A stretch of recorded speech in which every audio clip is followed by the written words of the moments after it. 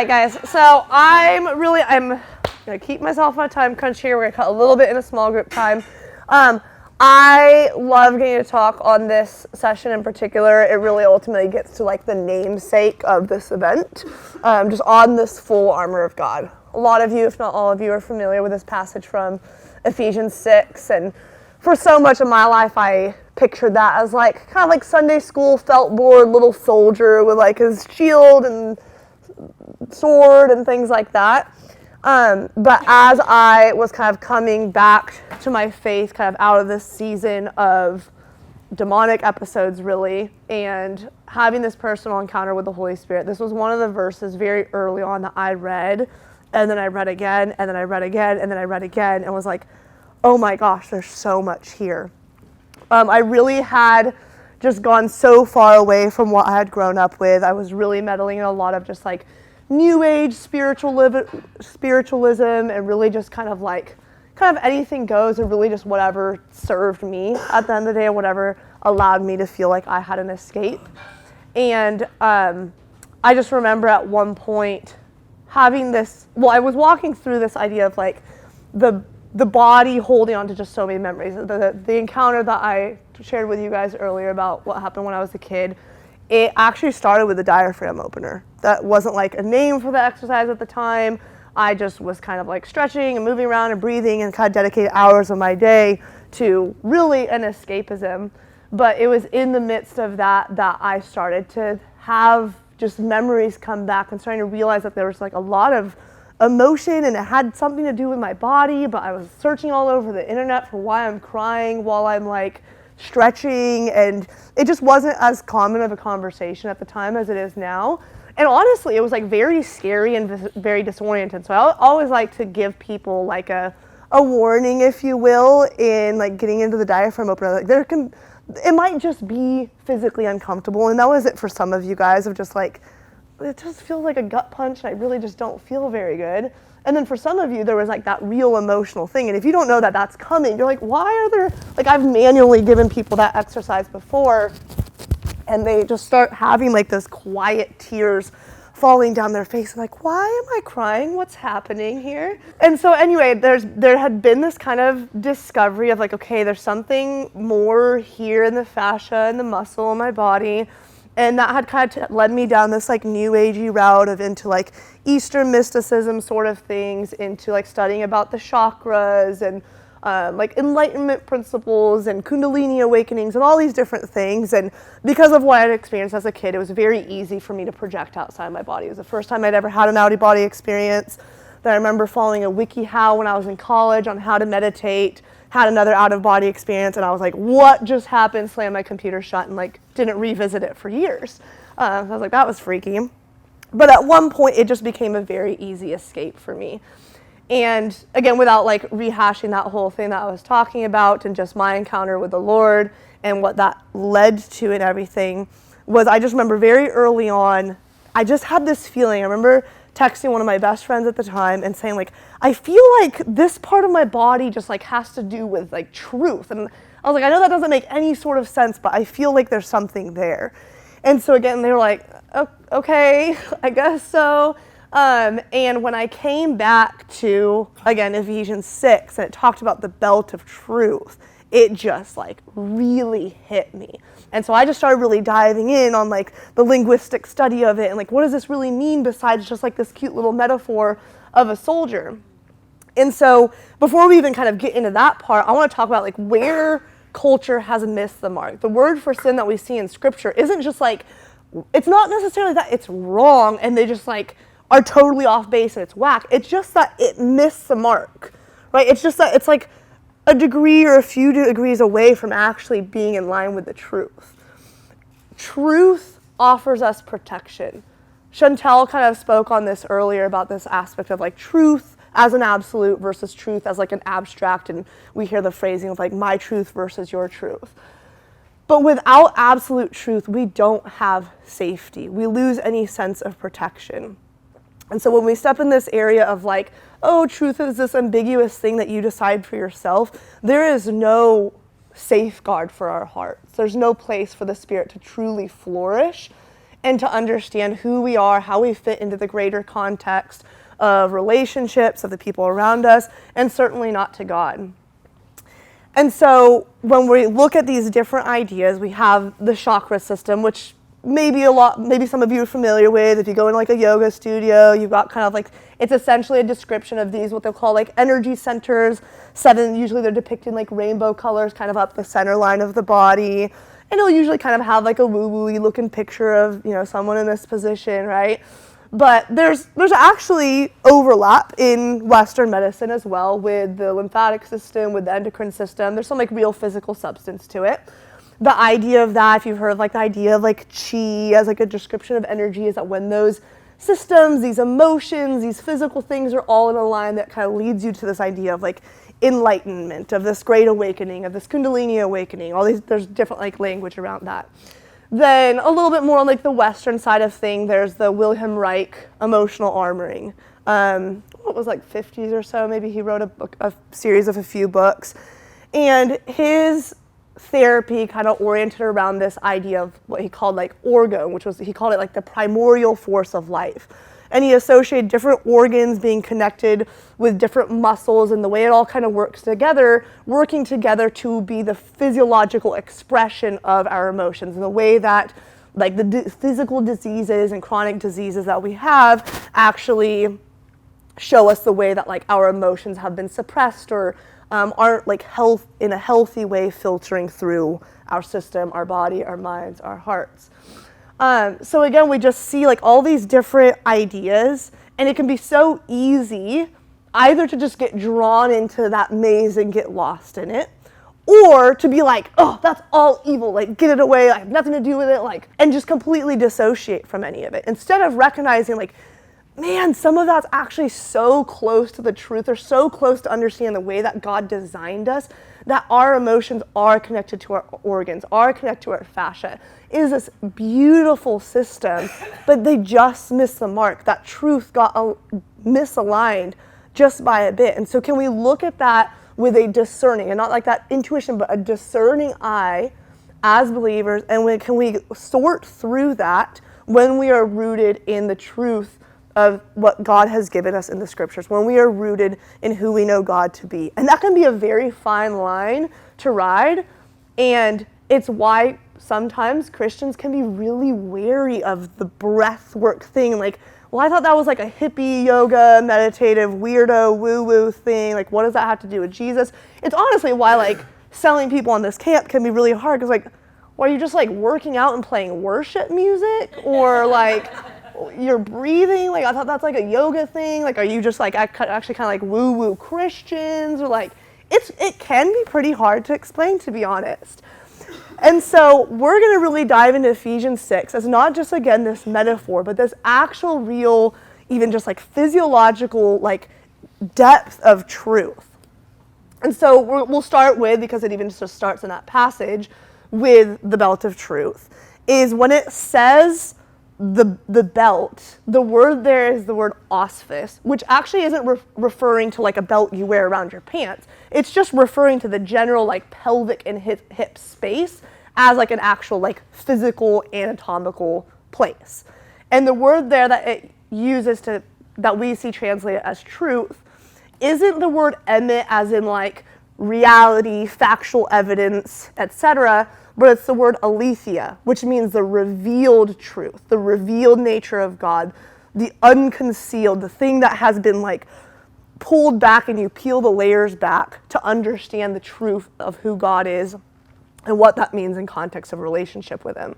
And so we can look at some of these overlaps with these other systems, kind of again like evaluate and reset our compass to it, of in that Wilhelm Reich's theory of, he calls it like segmental armoring, and he also has a 7-piece system, although it doesn't really quite align with, say, like the Eastern system, but he has the pelvic segment, in which he refers to the muscles that kind of intersect the like pelvic floor and the hip area and kind of this like lower abdominal area as that rooted in like the restriction of vulnerability and the sense of self. That something about this part of the body when it comes to the relationship of our body and our emotions has to do with our understanding of ourself, our identity.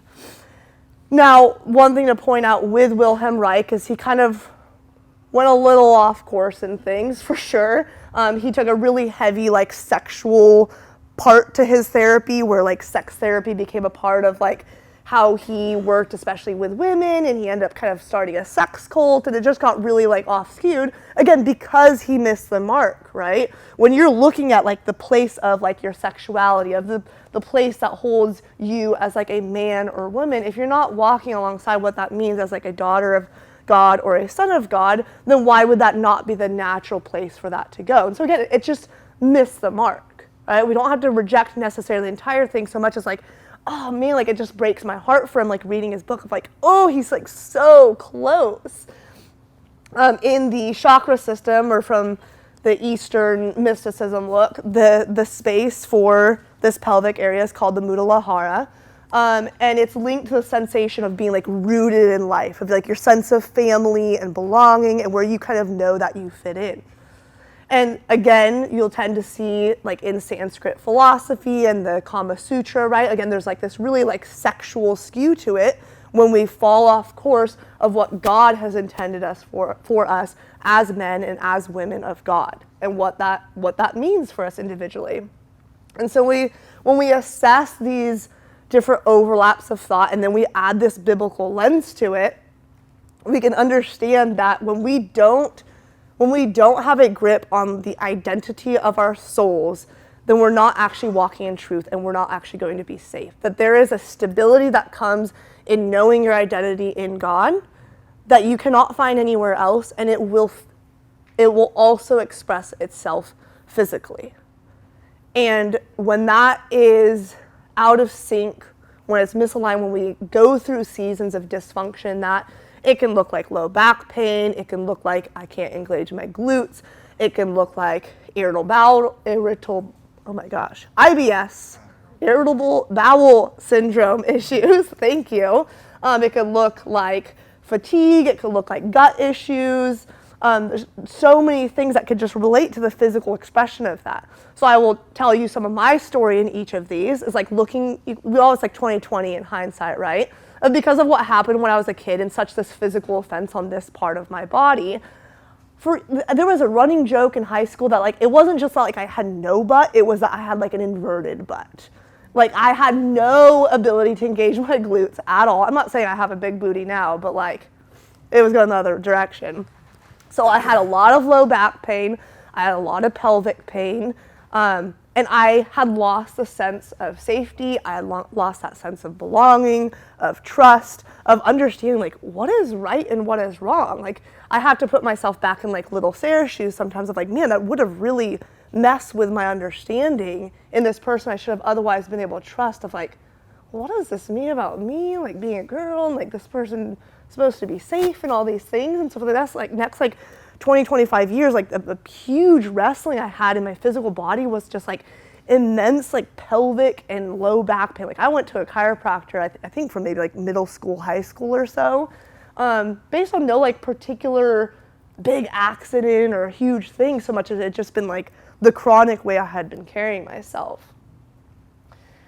So we'll move to the breastplate of righteousness as the next portion of the passage. The Greek word there is dikaiosune. I don't know if I'm pronouncing that right, to be honest, but in case you guys want to do your own searching later. And this concept of, we'll kind of do this layering, right, of in the Eastern mystic philosophy, this area of the heart is called the anahata, and it actually means like literally like unhurt or unbeaten. And it depicts in like Chinese medicine and acupuncture and traditional Chinese medicine that when you have like blockage or tension or pain in this area, that can lead to diseases of the heart, of the lungs, of dysfunctions in like the chest and the shoulders. In in the thoracic segment of Wilhelm Reich's segmental theory, he kind of frames this idea that this is an area that has to do with intimacy, of longing, of desire, basically this idea of love. And we think about like, what does it take, like even just what is the physical sensation of like reaching out and touching someone when you see that they're like crying and they're hurting, right? Or like a good open hug, not like a awkward little like side hug, right? But like a just open hug and the vulnerability of that. What's it like to raise your arms in worship and feel free in that? What is it like to dance and just like be free, right? And when we have that blockage here, when we have that hindrance here, we're like, I'm not going to do that. Or you just can't quite make that embrace. And so what Ephesians 6 gives us is this picture of like the freeness of even potentially this physical aspect of it comes in walking in the righteousness that God has laid out for us. Of when we fail to walk in the path that God has given us, even when it's uncomfortable, like Chantel was talking about, like not just when it's convenient and not when like, oh yeah, that aligns with what I think, and oh no, this part doesn't, but when you just pick the uncomfortable stuff and you choose to walk in that righteousness and what that's been given to us as instructions, really. I'm going to read this passage from your ebook because I just feel like I can't say it better than the way I wrote it. Is when we live without regard to righteousness, without purity of action and intentional pursuit to live in goodness, we are far more likely to experience things like grief, anger, or fear that isolate us from reaching out to others. In such a reality, we lose intimacy and feel rejected, becoming all the less capable of showing and giving love. Whatever the Eastern philosophers heard in the distorted echoes of this truth may be resolved by the pursuit of learning what the Jewish mind knew as dikaiosune, the divine righteousness of which God is the source or author. So again, looking back in my history and like seeing the patterns of this in my life, I remember when the anger of the things that I had been through and the way that I wasn't able to express them really started to come out was kind of like late into high school and into college. My parents will remember this, but like I got in fights in high school. I ended up on probation at one point because I choked this girl out in volleyball. I think you remember this. It's like one of the memories she has of me. Like we've laughed about just like how different that I have been. I would just go out looking to express my violence on other people that I felt like represented the idea of someone that I just needed to vent on. And at that same time that I was just harboring all this anger, I was dealing with a lot of shoulder issues. I like ended up having almost getting surgery at one point. I had like a torn labrum, and granted, like there were real physical things that came about as well. I pole vaulted, I played volleyball. But the way that I posture my body because of that just like chronic gripping anger that I felt all the time, it shifted the way that I moved. It shifted the way that I was able to physically express myself. And it was really also the time that I started really just like embracing my own rebellion. I was like, F it, I'm just gonna do what I want. I had no regard to like what is right or what is wrong. I really honestly just didn't care. But because I didn't have the safety of what it is to follow in righteousness, I suffered in that, and I can see that in the patterns of my life and what I felt physically as well. Shalom is the shoes of peace. It says to be ready with the shoes of the gospel of the readiness of peace. So I want you guys to actually stand up for a moment. So our feet represent stability, not just represent, but they actually act as our stability, our balance, our peace of mind. Soft and mobile feet allow for balance in our body. So I want you to like just for like a sec, actually take off your shoes.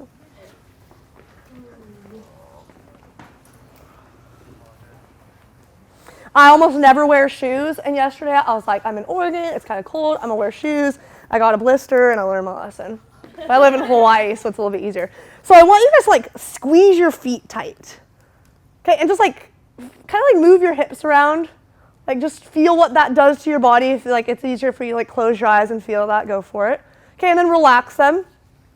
You can like feel a difference, right? Your hips just kind of move easier, your knees kind of move easier. You kind of squeeze them again and kind of like walk around or spin around in place a little bit.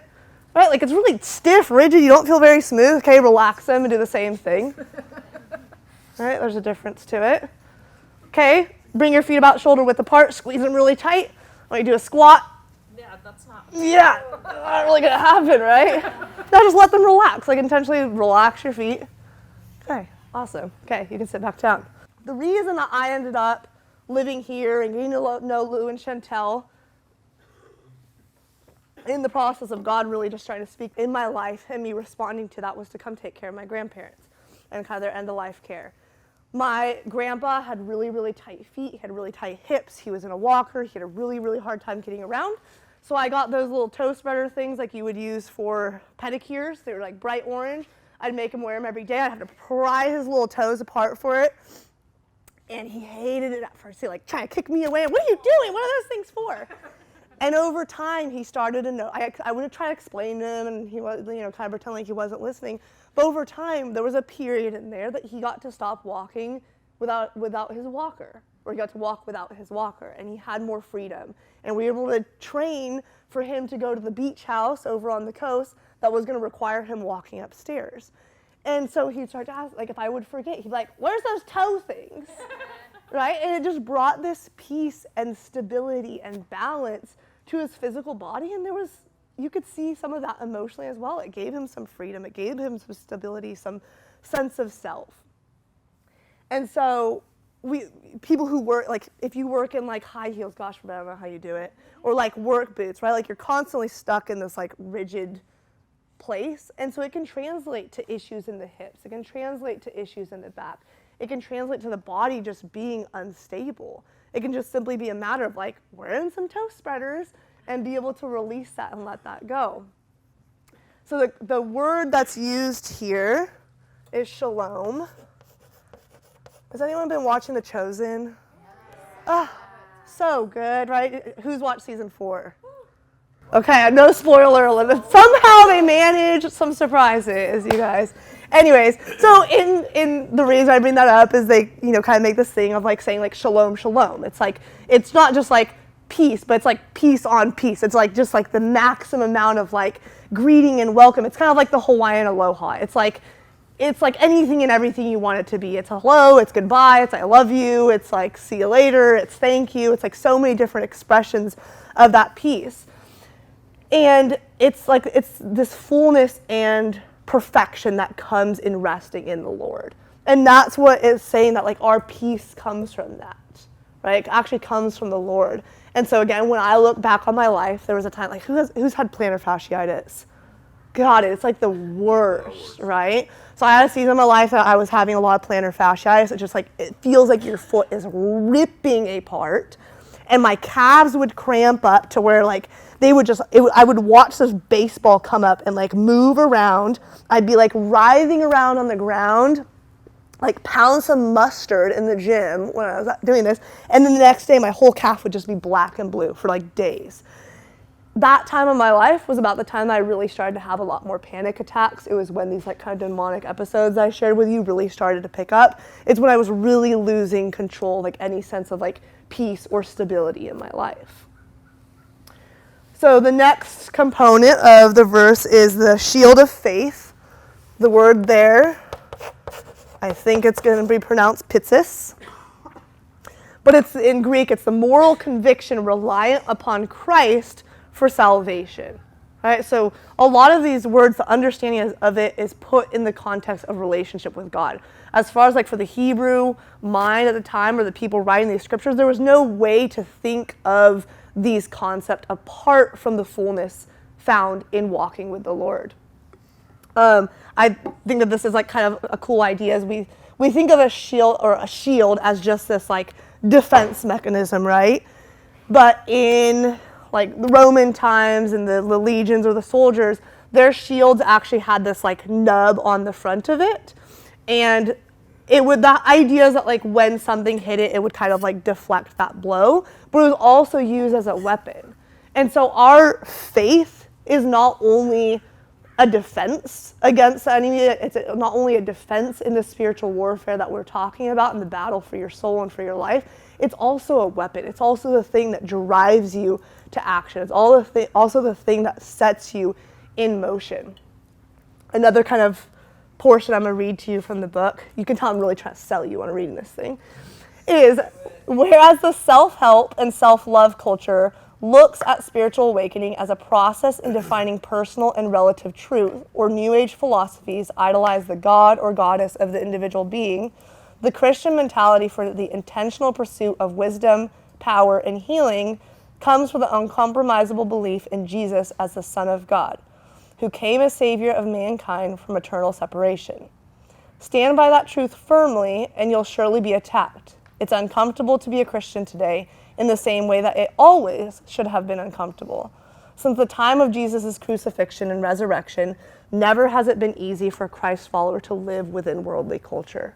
If you do not feel that your faith is under fire, if you do not feel that your convictions are threatened, are challenged, are questioned, then I invite you to wonder, is your faith as solid as you say it is? Is it as solid as you want it to be?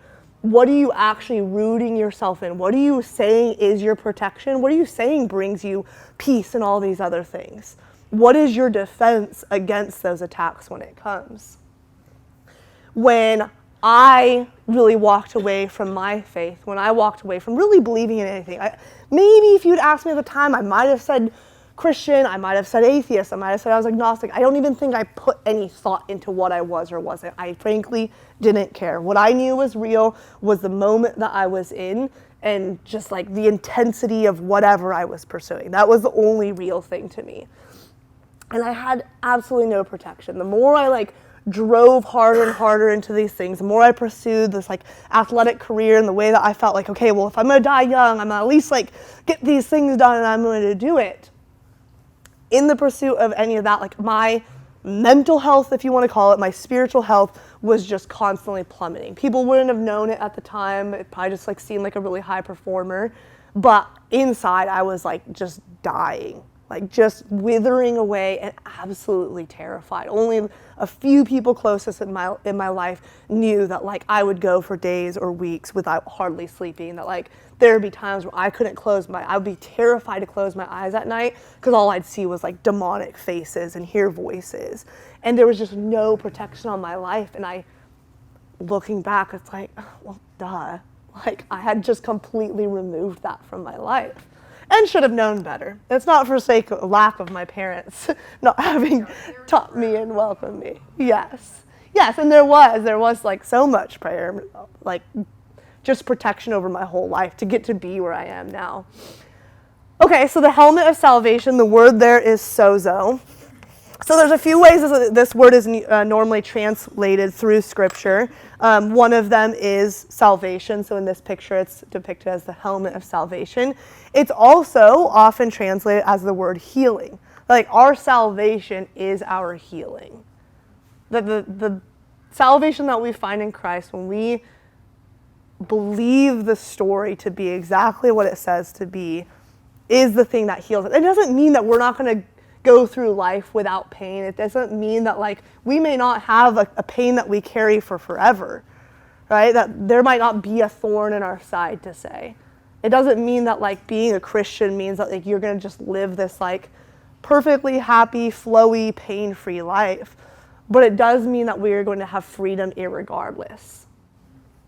And so when we kind of layer this again with, say, Eastern mysticism, the physical area of the head is known as the crown chakra. You might have heard of it referred to as the third eye. It's this place of enlightenment. It's once you have everything in line and this is all healthy and open, it's the seat of higher knowledge, of intuition, of enlightenment. It's a gateway to seeing what there is to see. In Wilhelm Reich's theory, it's called the ocular segment. It refers to the eyes, the ears, everything kind of taking up here, and it's about the way that we see the world, the way that we receive information around us, that it helps formulate our expressions and to interact with the world. It also refers to the craving and satiation of satisfaction. So think about the way that we take things in with our mouth, the way that we express with our mouth. And so to know, when we put the biblical lens on it, to know the value of our salvation, to realize the fullness of, 10 minutes, to realize the fullness of that means that our head is protected, our mind is protected, that we have a defense mechanism against all these little darts coming in. And so again, looking back to a season of my life in which I wasn't walking in salvation, which when I had really rejected that is I went through a period of like 6 months where I was fainting a bunch. I went to the doctor and got all these tests, and they put me on the heart rate monitor and did the tilt thing and everything. Like, we have no idea what's going on. I had a period where I would just like wake up from like blinding migraines, like literally either wouldn't be able to see out one eye or the other eye or both eyes or part of my eyes or whatever. Again, went to the doctor. They're like, maybe you're stressed. I didn't even know I was so stressed. I didn't even know that I was stressed. And my mental health was a disaster, and it was because I had just rejected Jesus so far. There was just absolutely no protection. Again, just even on this like physiological level. I'm gonna have to start moving a little bit faster here.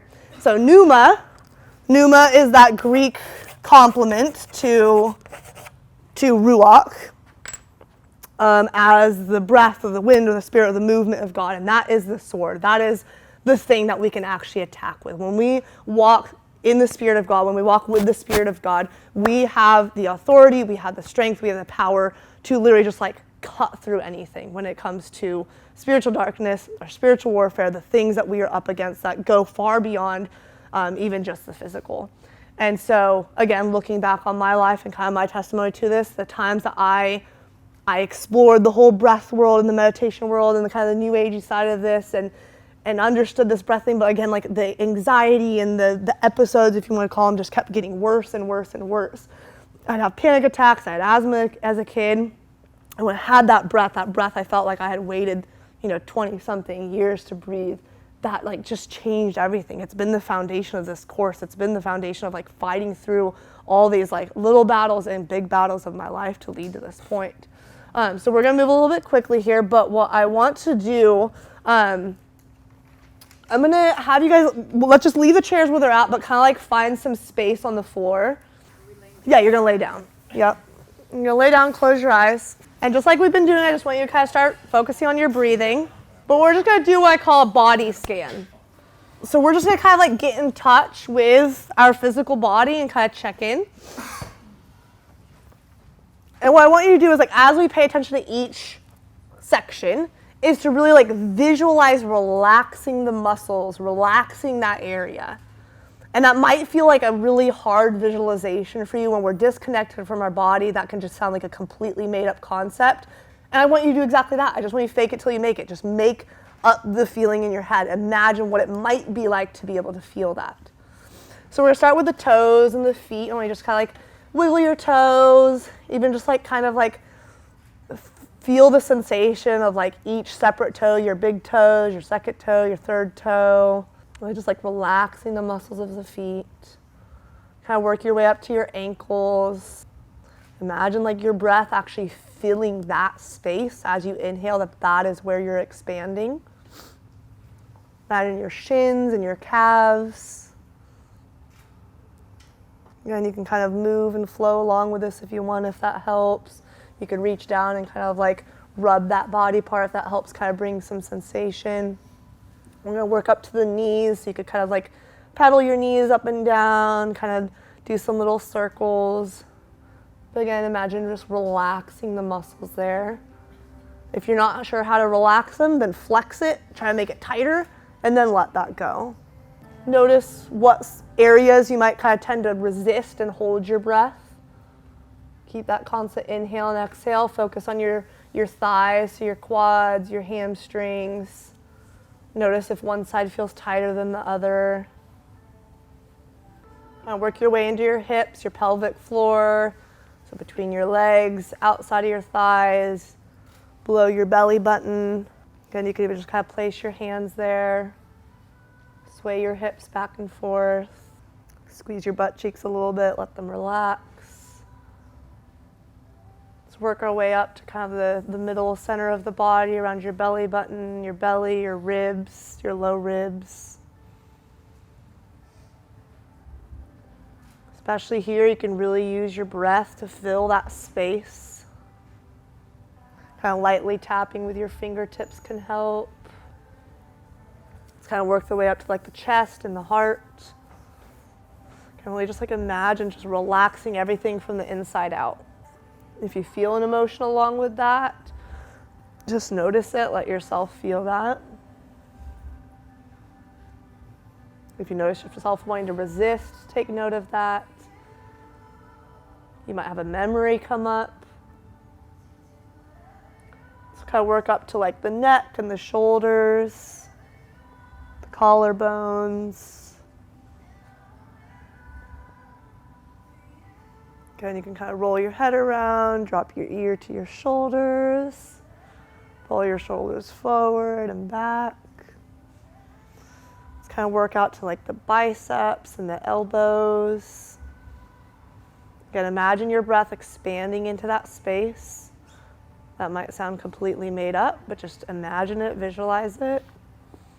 Good, let's work out to like the forearms and the wrists.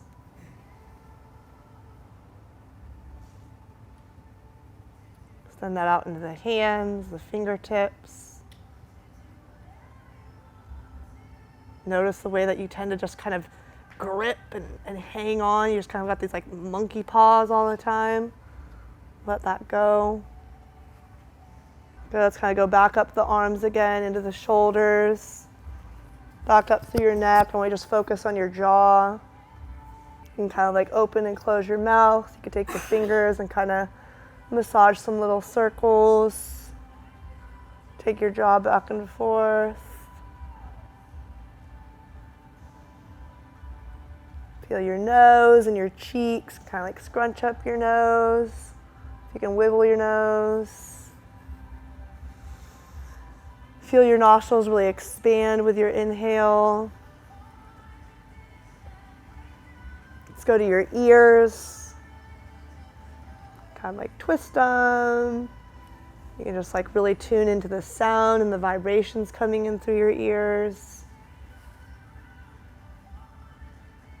Let's go eyes. With your eyes closed, you'll like, without moving your head, look all the way to the left, and then all the way to the right, and then up, and then down. And finally your skull, you could kind of like lightly tug on your hair. You could kind of rub at the base of your neck and come up. If you just want to focus on just the mental thought process of relaxing those muscles. Do kind of just like a total body scan. I just want you to identify like one area, whether you just did in that process or now checking back in, that you notice like, oh, that part's really hard for me to relax. I know for me a lot of times it can be like my jaw, my hands, and my left hip. So just kind of identify what that thing is and intentionally let that go. And then when you're ready, we're going to stand up. Okay, so we're going to do this thing called rebounding. It can feel really silly, but it's actually really fun if you let yourself play and be silly. It's really simple. It is literally just kind of like bouncing around in place. It's just letting all the things loose. It's not like, oh, I don't want my belly to jiggle or my boobs to bounce around too much. It's just letting things go and not caring about your cheeks flopping around and all the things. And I just want you guys to close your eyes. We don't have to worry about everyone watching you. You're not even really jumping off the ground. You just kind of keep your feet planted. And if it kind of check in on that body part that we were checking in on. I'm going to keep going. I want you guys breathing in and out. If you want to kind of like twist around, if you need to start getting a little vocal. Oops, sorry. On that exhale, I want to hear just a nice audible, that vibration helps shake things loose. And inhale, and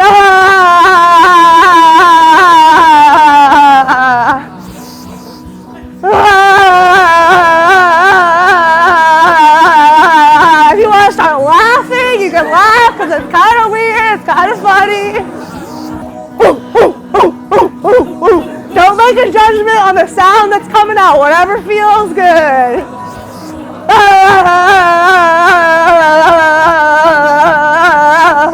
You can start dancing if you want. Alright, and relax. Doesn't it like feel good? You're just like, oh, you just feel like tingling and warm and good. Franco's going to talk about how does this translate into our reflection, our small group. Where are we holding on? What might that represent about the things we're just like gripping in life? And how do we let that go? How does that physical letting go allow us to just let go of the things in our hearts?